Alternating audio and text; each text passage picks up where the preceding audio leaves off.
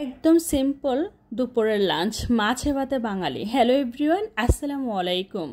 এখানে আমি বেশি করে পেঁয়াজ কুচি নিয়েছি, সেই সাথে নিয়েছি কাঁচামরিচ ফালি, স্বাদ মতো নুন দিয়েছি, দিয়ে দিচ্ছি হলুদের গুঁড়ো, সেই সাথে ধনিয়া গুঁড়ো আর লাল মরিচের গুঁড়ো। প্রতিটা মশলা পরিমাণ মতো দিয়ে দিচ্ছি সরিষার তেল। এবার যেটা করব, সব কিছু খুব ভালোভাবে হাতের সাহায্যে কচলে নিব। একদম ভালো করে কচলে নিতে হবে যাতে করে পেঁয়াজটা খুব সফট হয়ে যায়।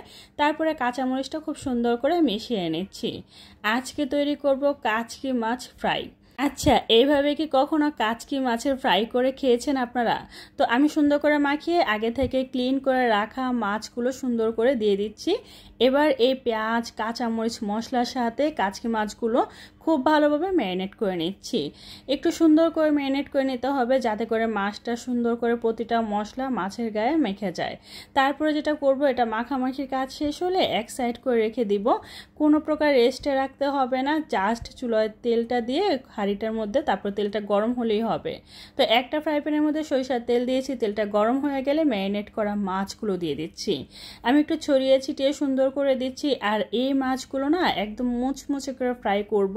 আর এটা খুব সুন্দর করে ফ্রাই করার জন্য চুলার আঁচটা মিডিয়ামে রেখে ফ্রাই করে নিচ্ছি। দেখতেই পাচ্ছেন কত সুন্দর করে হয়ে যাচ্ছে। লাস্ট পর্যায়ে ধনিয়া পাতা কুচি দিয়ে দিচ্ছি। তারপর আরও একটু কিছু সময় ফ্রাই করে নিচ্ছি। আর এই ফ্রাইটা কেমন দেখা যাচ্ছে দেখে হয়তো বুঝতে পারছেন।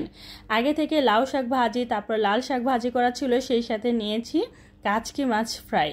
তো এই ছিল আজকে দুপুরে একদম সিম্পল লাঞ্চ মেনু।